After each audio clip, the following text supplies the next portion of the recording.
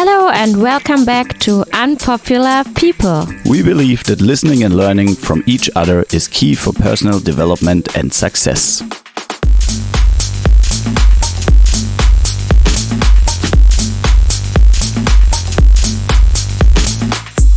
Today in our show, Nick Lange from Melbourne. Nick is originally in Germany and he's a chef and moved to Australia many years ago. Nick and Ben grew up in the same street in Germany, but went completely different ways. If you want to find out more about Unpopular People, please visit our website www.unpopularpeople.com and join the community for this movement. And don't forget to check out our new shop on www.unpopularpeople.shop. You can also find the show notes on our website. And now enjoy this incredible interview with Nick Lange.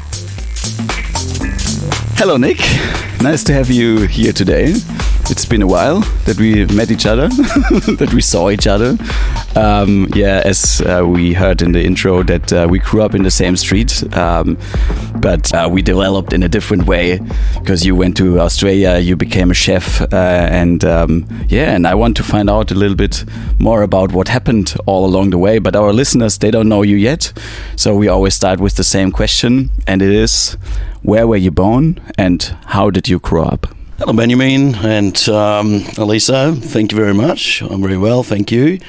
I'm born in Heidelberg. It's west of Germany in the state of Baden-Württemberg.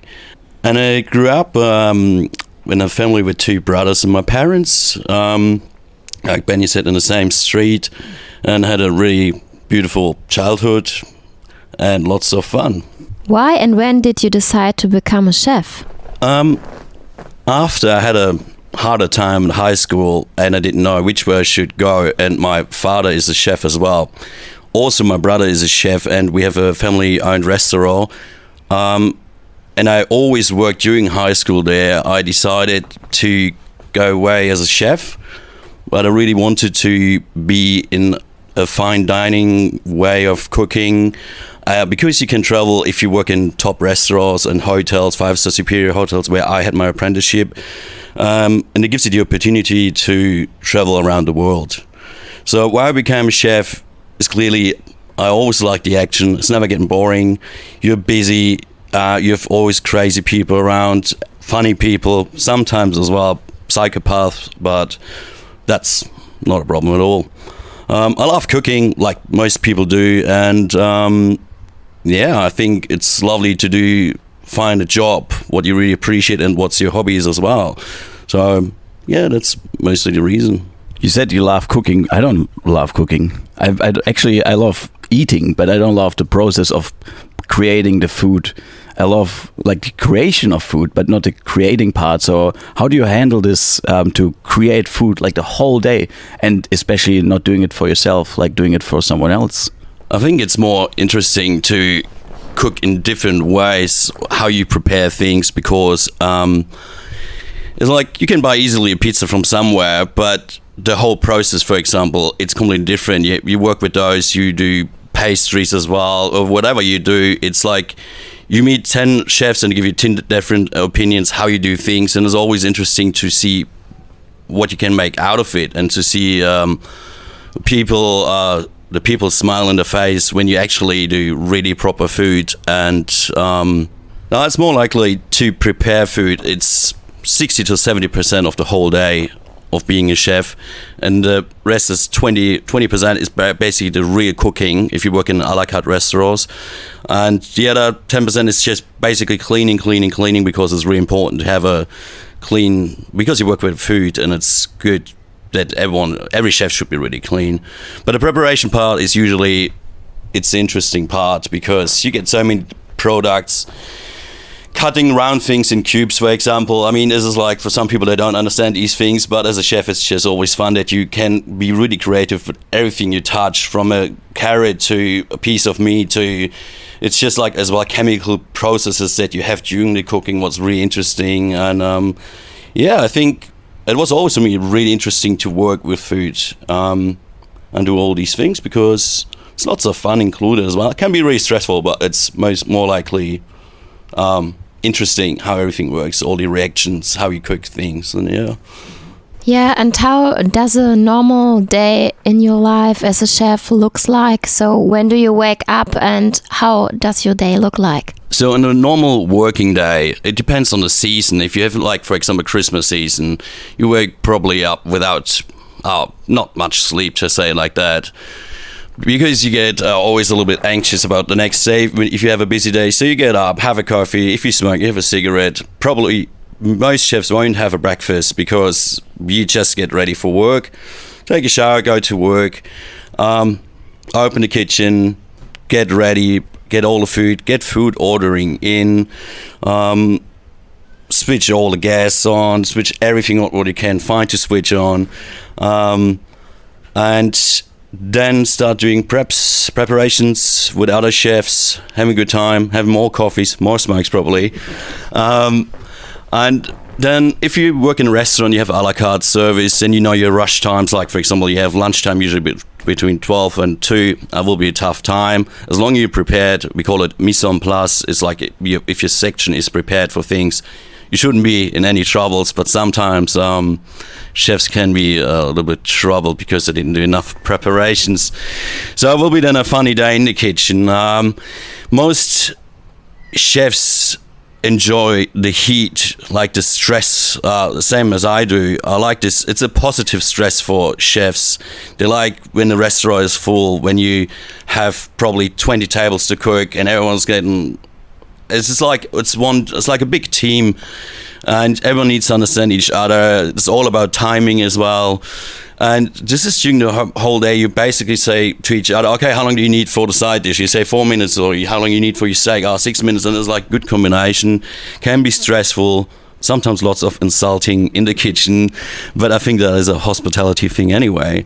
And once you finish your service during the day, you just ease up and do more preparation for the night service. And after that, you go home, have some beers, or go to sleep, but that will never happen usually. And start from the beginning on the next day. So yeah, it's for some people it sounds maybe kind of boring, but as a chef, it's every day a new challenge to go back to the restaurant and go through the same busy day again.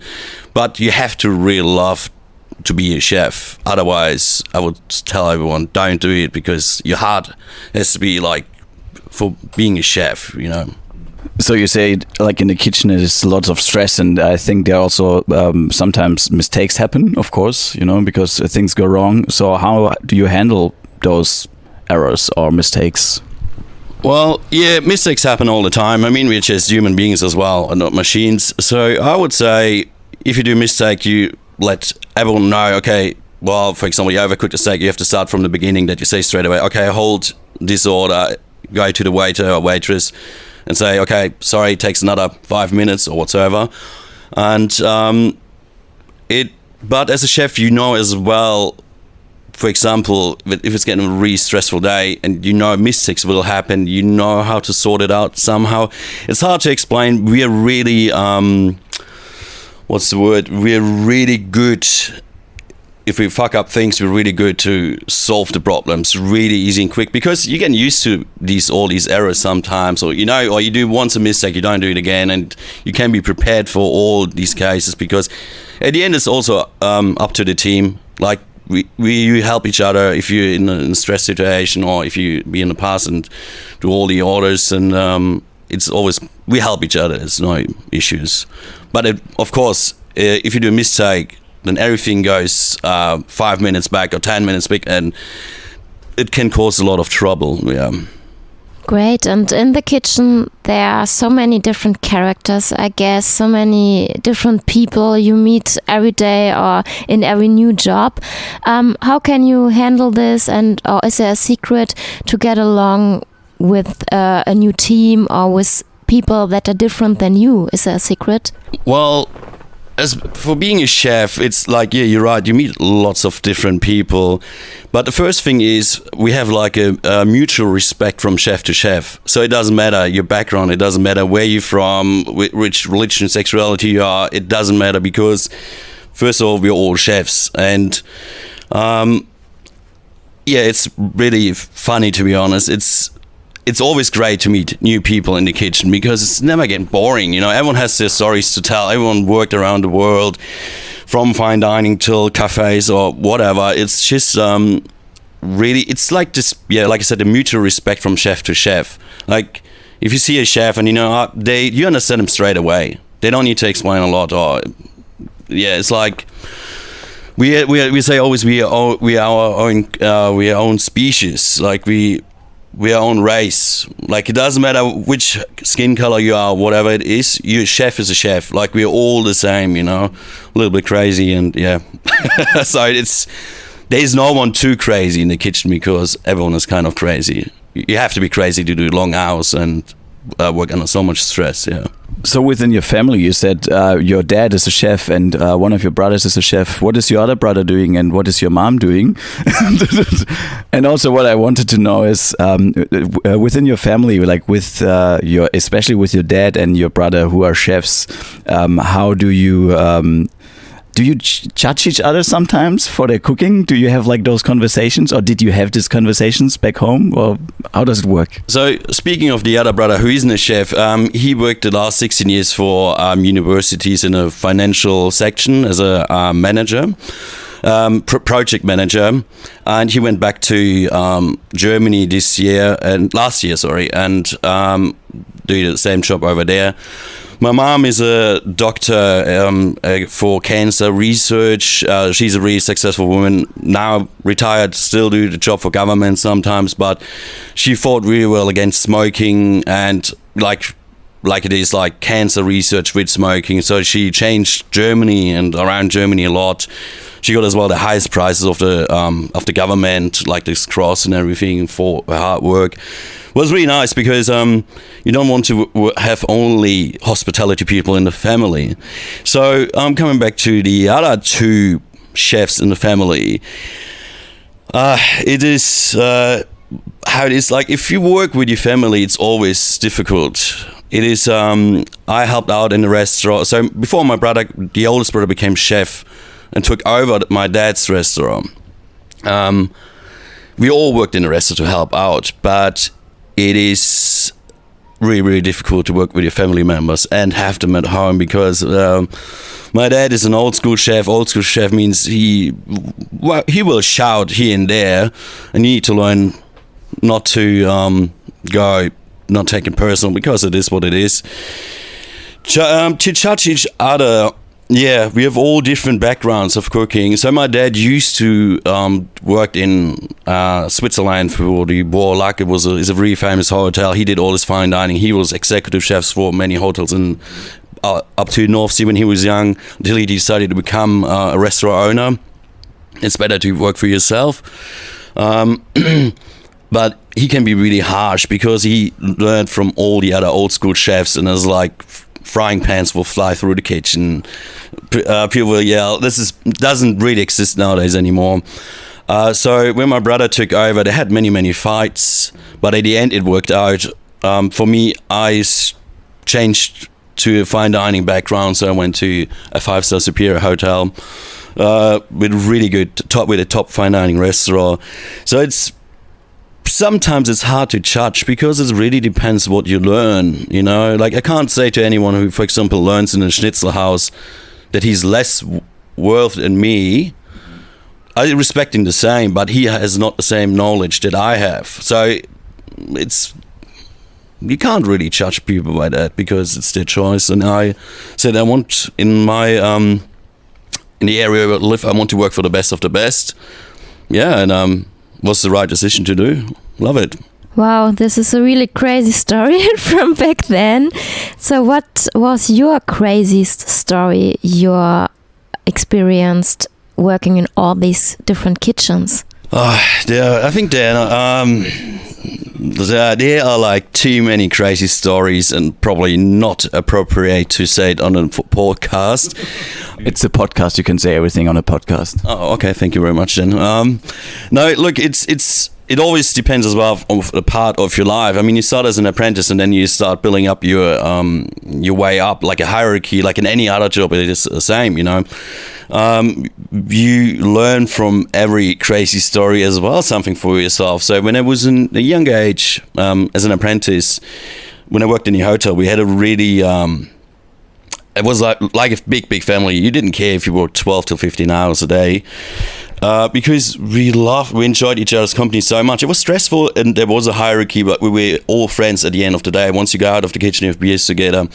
So at the last year, as I remember, a new chef came in, and like more a sous chef. Sous chef is a second in charge of the kitchen after the head chef. And he ruined somehow our togetherness of happy chefs because he was a really aggressive and psychotic person and made people cry, and I mean cry with having tears, punched people. So nowadays it wouldn't exist anymore. People get sued straight away. What's the right thing to do? But he learned as well from old school chefs. And at the end of all these, we had a bar fight as well. So yeah, it was not great to do that, but it was as well a relief to punch someone who treated you really unwell for a year. There's so many crazy stories because I went after a while into Australia.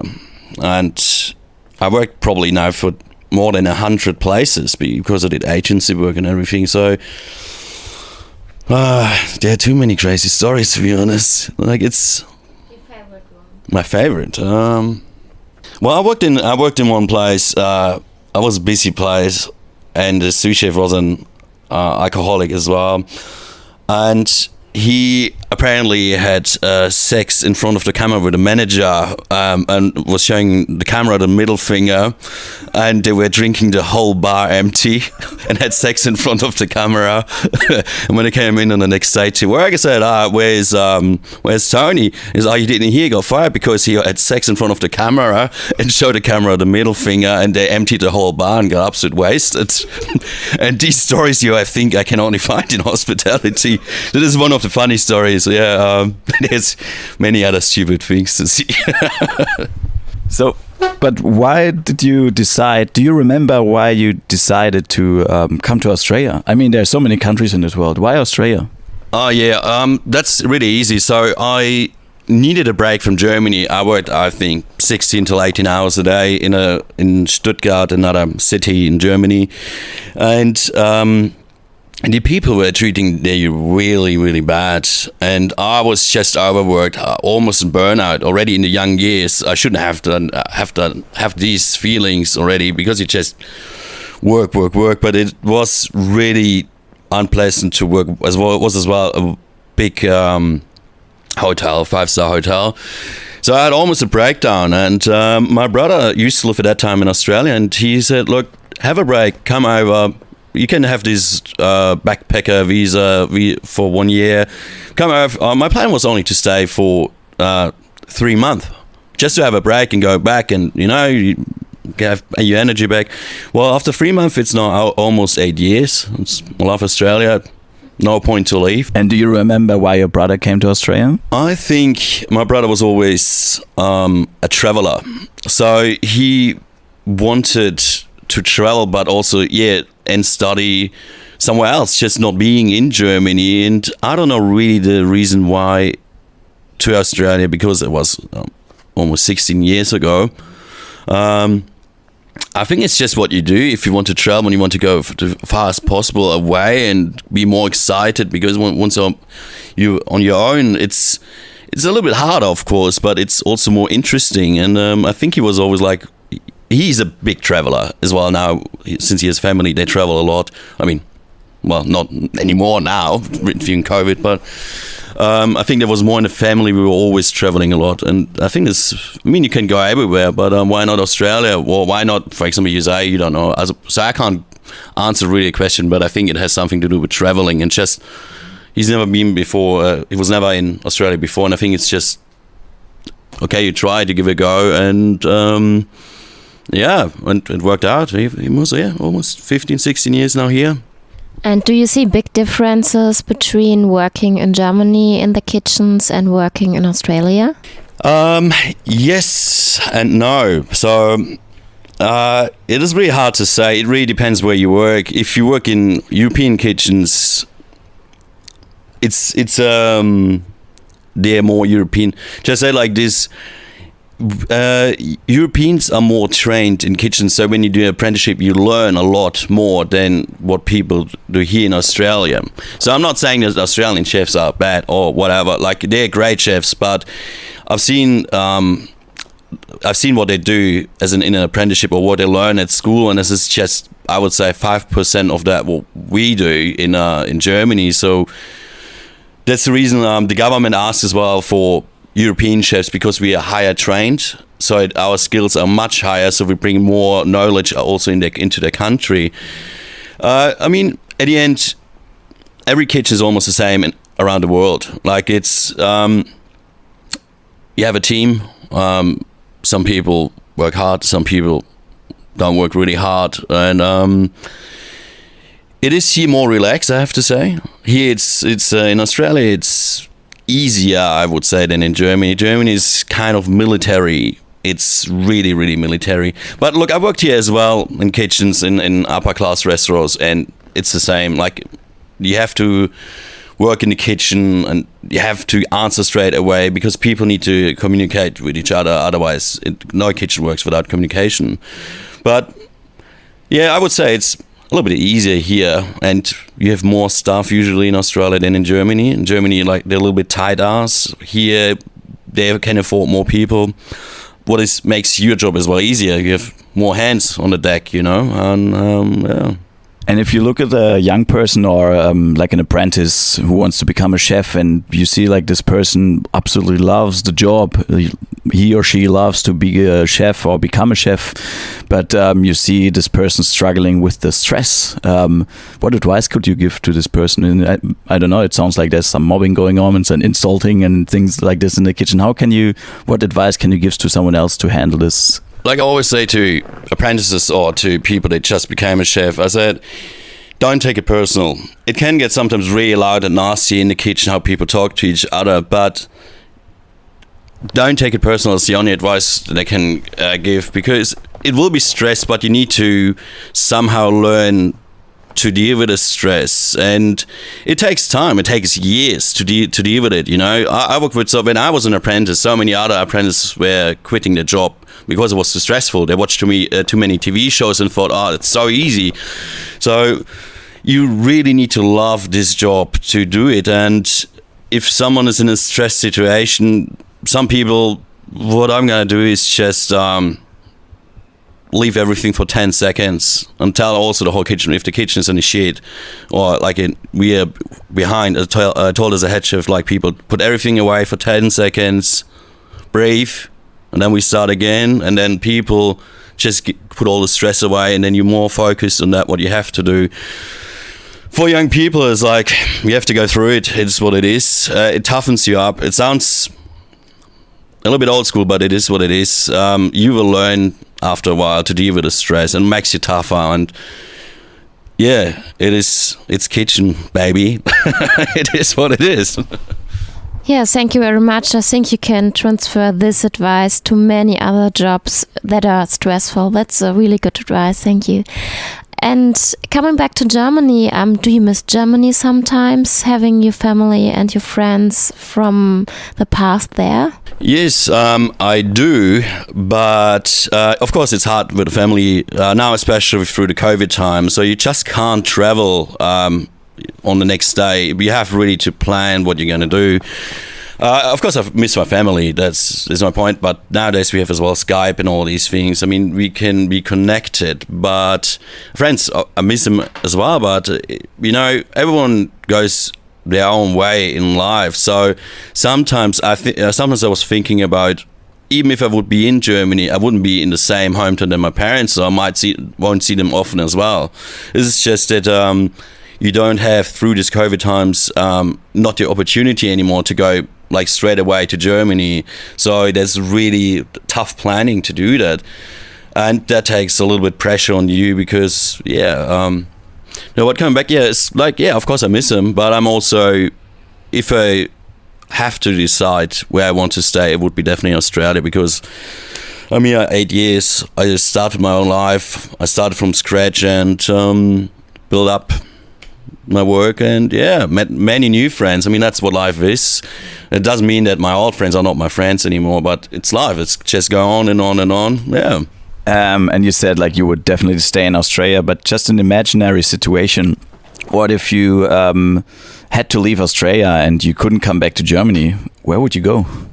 Oh yeah, that's actually a good question. I was thinking about that a lot, because you never know what happened with visas or new government regulations. So I was thinking, but I've never been there. I wanted always to go to Japan, because people said to me, as a chef, you would love Japan. And people, they know me, they said as well, as you as a person, you would love Japan. I don't know if that's a good thing or a bad thing, but yes, I would. I like Asian countries. I love Asian food. So it's not really. I would be really sad, of course, but I would go. Japan, or maybe somewhere Southeast Asia. I have some mates in Vietnam as well, and they're chefs there, and some are teachers, and it's great people, great food. It's not only about making money. It's more like if you enjoy what you do as a chef, and it would be probably Southeast Asia, I guess. So if you think about a situation, just an imaginary situation, like the same with the country now, if you would come to 10,000, or so let's say 15,000 Australian dollars in a legal way, that would just fall into your hands, what would be the first thing you would do with this money? I would probably save it, put it in my savings account, because I'm thinking more and more to invest in a house. I want to settle down. I don't want to travel anymore, and the 15,000 would be a good start to save some money. I wouldn't spend it on anything else, because through the COVID time, I was never good with money. Never. I got my money, I threw it out, party time and whatever. But through the COVID time, I learned to save money and actually to see what you need, what you don't need. I would save it because I rather want to invest for the future and not just having one big party. There's always time for that. But I would save it properly, put it on my account and save more money, and hopefully can afford a house sooner or later. You said you learned this in the COVID time. Was there something else you learned personally for yourself in this time?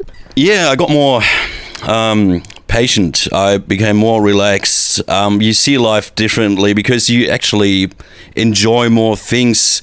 For example, I couldn't go. We were like 3 or 4 months in a stage 4 lockdown. That means you couldn't do anything. You weren't allowed to leave the house.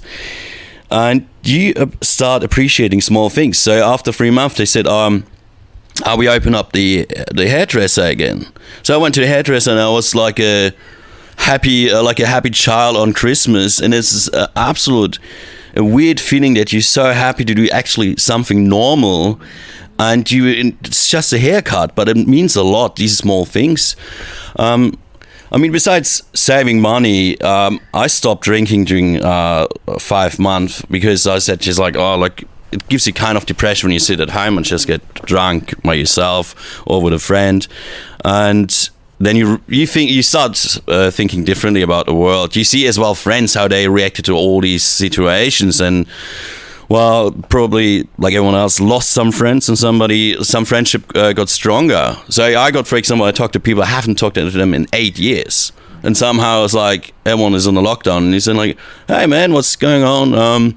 What are you doing?" And start Skyping, and it's really interesting and really nice to hear from other people. And I got through that time old friends back to new friends, and but it's mostly I became more relaxed, how the world goes, more like less stress, because it's not a point to have that anymore. You're getting older, and that's what it is. But this lack of anxiety, what I call it now, because like most people got anxious, like, oh, what's the world's gonna look like in the future, and what's gonna happen, and you don't have this kind of anxiety. Do you think it comes from the confidence of always getting a job as a chef? Because as a chef, I think they're always needed in any situation in the world. No, I was really anxious 4 months ago during the lockdown because everything had to shut down. I think 30 to 40% of restaurant owners, they lost the rest, or they went not only in the lockdown, they just lost their whole businesses. Suicide rates went up. You get, of course, anxious about how does the future going to look like, because most people want to take away, or you can't maybe dine in anymore. You don't know at that time what's going to happen, because with all this strict rules that you have, 10 people in a restaurant where you can put usually 50 in, like, you think, oh, you don't need that many chefs in anymore, so it's going to be really hard. It was the right thinking, but at the end, Melbourne is busier than ever. I got, 50 job offers. It is going now really crazy. But the only reason is as well, they send lots of international students or families, or they couldn't stay anymore in Australia. They sent them home and they can't afford to come back. So that means most people work in hospitality as a student. All these positions are gone. That means they need to fill up again. That's the reason why we have such a demand on chefs, kitchen hands, front of house. It is crazy. I've never seen Melbourne like with job offers that busy. So I am not anymore concerned or anxious. I was thinking about if I do completely something else. Wasn't sure what, but you never know what happens. So yes, I was worried, but it changed in a lot, because yes, as a chef you can. Depends on your skills, but usually you get always a job. It depends on you if you want to take the job. It's like, I don't like cafes, but if I don't have any jobs but I need money, I would work in a cafe, for example, like that. I mean, it really depends on your choice, what you want to do.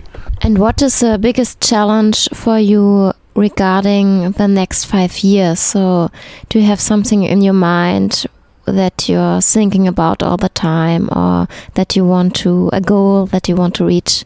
Yeah, so my goal was from the beginning that I'm out of the kitchen latest when I'm 38, because as a chef, and you do long hours and crazy hours, you stand the whole day, you walk the whole day, and you will every chef will having sooner or later problems with the knees, with the back, with the wrists or with your arms, because it's the repetitive work that you have where you get actually then pain. So my idea was as well, like, I've seen so many things. It doesn't mean that I've seen everything, but I'm getting a little bit tired as well of kitchens. People don't really care anymore. So this is what I missed with the old school chefs. Like, you're fully on you loved being a chef, and now people just don't care really anymore. There's always people that are just whinging around. And I was like, look, if you don't like it, then just leave the kitchen. So I wanted to do a consultation for restaurants, because I have so much experience. I worked in so many restaurants. I'm really good at managing things that there's so many shitty restaurants and cafes out there. They need help from professional chefs.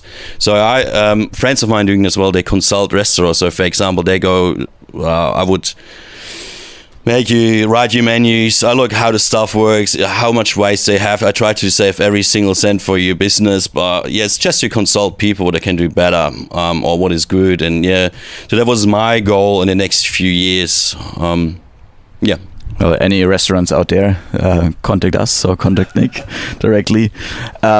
So yeah, what I also would like to know is if you were popular, like, I don't know, Jamie Oliver, or like the ones you see on the TV all the time, like Gordon Ramsay. Yeah. So if you were popular, if you would have like an influence on how people eat or how people cook and all of this, would you do anything different than now? Well, I probably would be still the same crazy chef, I guess, because that will never go out of your blood. It is what it is. The popular chefs nowadays, they're too scared to say something in the public, because everything gets influenced, whatever you say. You know, it's like you can't swear. I mean, if you're Gordon Ramsay, you can swear as much as you want, because that's his marketing thing. I would influence people by cooking probably more healthy, or show how easy it is to cook with less items, a really nice meal. But all these celebrity chefs doing it, like Jamie Oliver, they do what can you do at home, all these 30 minutes meals. What is great, and he changed as well the food culture in England, for example, for schools, because it was everything really unhealthy. But I would say as well, go more on a healthier base, and how to make even if you don't like cooking, how can it make it's more joyful for yourself to cook at home? If you can't be fucked to cook, but then still kind of you quick but do proper meals. But the most celebrity chefs, they're doing this. They try to educate people about food. Yeah, but I wouldn't change as a person, I guess. Well, it's really hard to say because most chefs, they don't want to get popular. They love to being in the kitchen and that's it. So they don't like all these media things and all this public blah. They just do it because they became famous. But they don't like it. They want to stay in the kitchen and just nobody talk to them. But yeah, it's more about healthy cooking. Or I don't know. So you say healthy cooking, and you say like making cooking in general more joyful. What advice would you have? Like, what's for you? Like, how can you cook healthier? Like, what could you tell the audience? Or how can you cook more joyful? Well, it starts with the knowledge about food. Like, there's so much food out there, and I've met people or families, they even didn't know what a zucchini is. So it starts already to educate what is what, or what is easy, what can you keep longer in your fridge, and not making only because some people see if they see only green vegetables it's a little boring, or or you can only cook it in the oven, or now you can make nice salads out of it. You can really easy preparations. So the first thing what you have to do is educate them. What is what? People, what is which herb?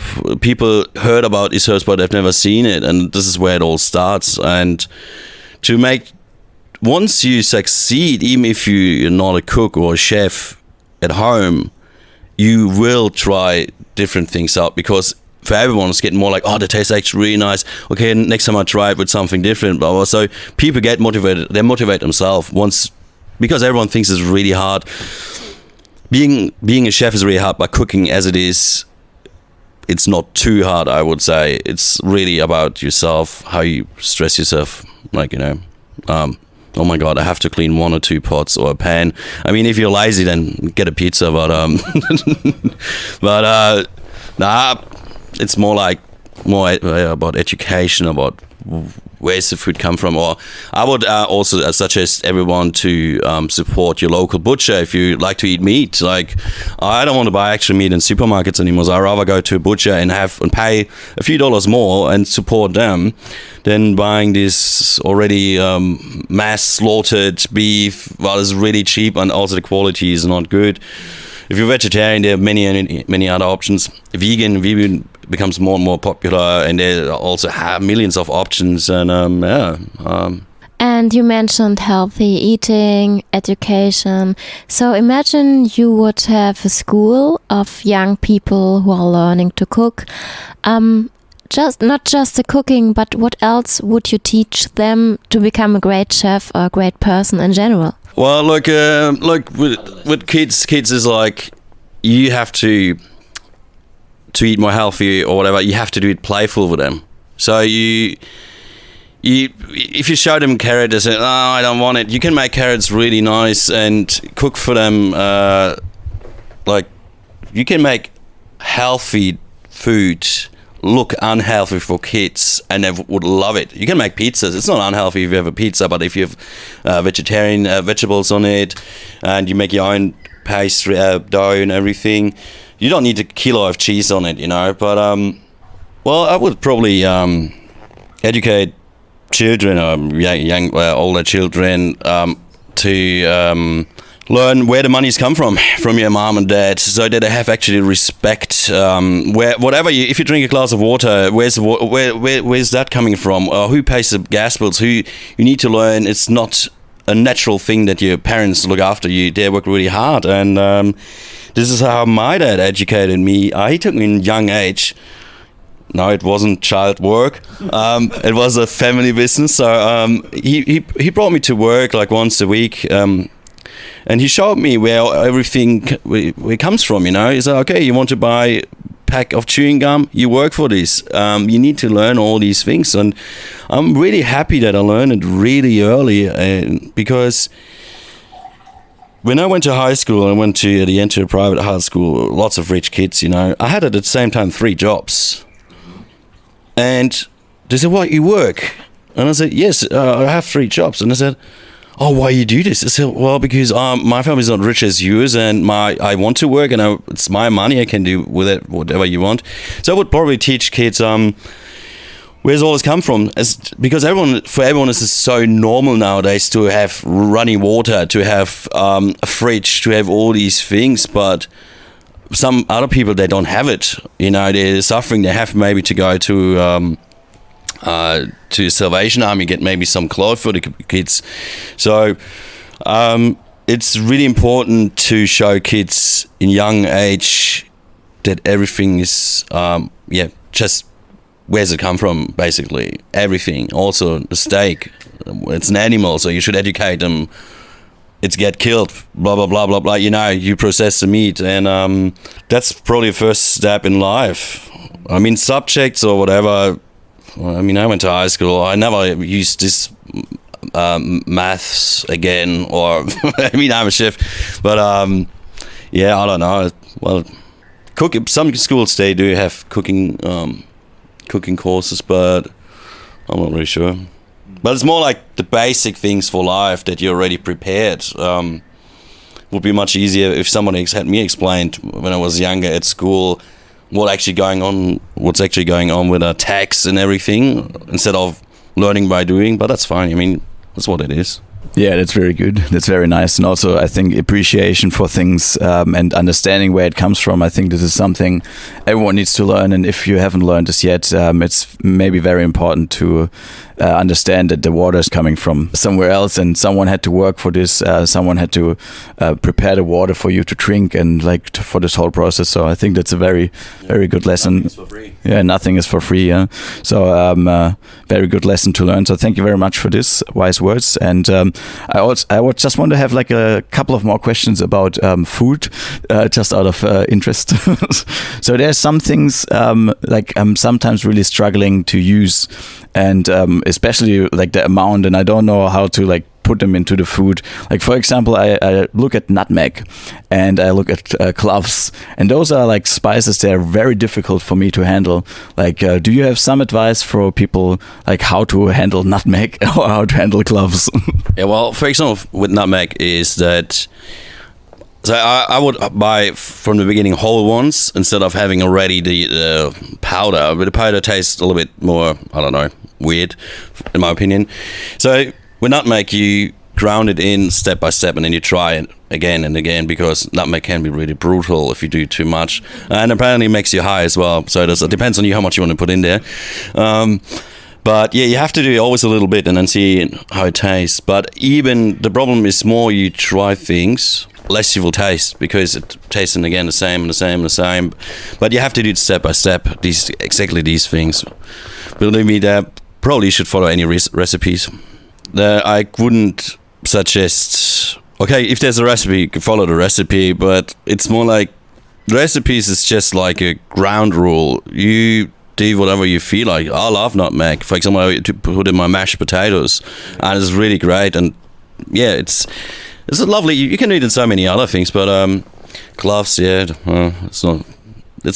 What do you use it for? Like, depends on it as well. Like, what is it? Which dish are you using it for? If it's for a meat dish, because you don't want to ruin other flavors as well. It really depends what is, what other thing on what are you using it. So for mashed potatoes, you have the mashed potato flavor, and you don't want to have it like a little bit, just a little taste of it. But the other dishes where it's a little bit stronger as well. So you don't want to ruin any other flavors as well of the food.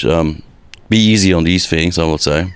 Otherwise, you can't eat it. Are there sometimes dishes that comes up in your head, like new creations or something? And if yes, what do you do with these ideas? Do you write them down, or do you have a blog, or I don't know, YouTube channel, or something like where people can see what you create? Well, yeah, I mean, I've been a head chef 3 times, and as a head chef, you have to create menus, and you try always to do things differently than anyone else. I mean, look, they're always, if you have a steak, you have a steak, of course. I mean, restaurants do that. It just depends on what you specialize as well. I learned, for example, classic French and Italian in a like fine dining way, So it's really, most of the dishes are anyway classic, so you don't want to change much, but nowadays, through all these crazy cooking as well, this fusion cooking, you're allowed to do more now. You can do like Japanese with French together now, you know, for example, and it gives you completely different ways. What was over the last 100 years, you didn't do any fusions. So because people they were a little bit too afraid to get something new, and then somehow the nouvelle cuisine was there, and it started people getting more and more creative. So yes, you think about a lot of things, but you look as well what other restaurants are doing, and then sometimes you combine, because you know if there's a restaurant full like somewhere else, then you know their menu is good. So it's sometimes as well a lot of stealing from each other ideas and cooking. That's what chefs do. If you work as a chef de partie, it's like a lower. It's not like, well, as a chef, you take sometimes recipes from the head chefs, and this is what it's like. You steal sometimes things, but it's normal because there's always someone who created something, and people will follow that. But since since I think 3 or 4 years, I'm not a head chef anymore. So I work for people, and it's through agencies. So I don't have to worry about these things anymore. And like I said, I want to go more and more out of the kitchen. But there's always something. You dream about things, so it pops up, or you see a dish and you say, oh, that would be nice. And you think in your head, you can combine things. I'm a big fan of pickle. I try in a moment to pickle everything. Like, even if it doesn't work, it doesn't work. But at least you try, you know. It's hard to say. I have cookbooks as well, but either I lost them somewhere in Germany, or, yeah, I don't know. And you don't have the dream to publish them and to write a book or like a channel or something where you can show your work? Not really. So my father used always to say, you have to write everything down once you started your career as a chef, all the stories, because they're great books from other chefs. They talk about their apprenticeship time, or what their experience was in their life. I should have done it because I almost forgot the best stories. Because there's non-stop something is happening. But you can always write a book about it, because working in the kitchen is just crazy, and you see so many different things. About recipes, I wouldn't really, because many people are judgmental, or how do you write recipes? There are many recipe books that people buy for their home. They're not chefs, and they actually can't use it because they don't know what they actually need, or they don't have the kitchen equipment. So sometimes I think it's a little bit weird from famous chefs that they write their books like that easy normal people couldn't understand or don't know what to do. So and you know, I didn't know what would make it so special, because I've seen a lot of books and I was like, oh, all right, okay, it's kind of basic, so not really exciting. So I just rather buy them than to publish them. Yeah.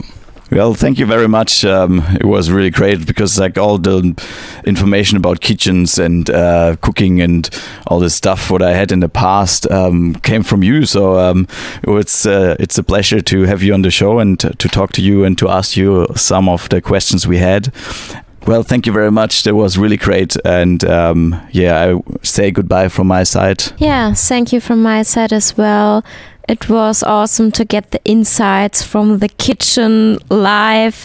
So I have no idea about hospitality, and it's so interesting to learn more about it, how it works, because for me I go there as a guest and I don't know how a kitchen works from inside. So it's awesome to get all this inside information. Thank you very much. If there are any final words from your side, there's now the time for it. Well, thanks for your invitation, first of all. There are not more many words to say. I hope everyone is fine. I don't misunderstand things that I said. I'm not saying every chef is like that. I'm talking from my own experience. That's the most important thing, that the people need to understand that. And shout out to every chefs. Keep up your hard work. You're great. And also you listener, you are even greater. Thanks for listening to this very interesting and inspiring interview with my good old friend Nick, originally from Germany. If you want to find out more about this episode, visit our website www.unpopularpeople.com There you find the show notes to this episode. Thank you and goodbye.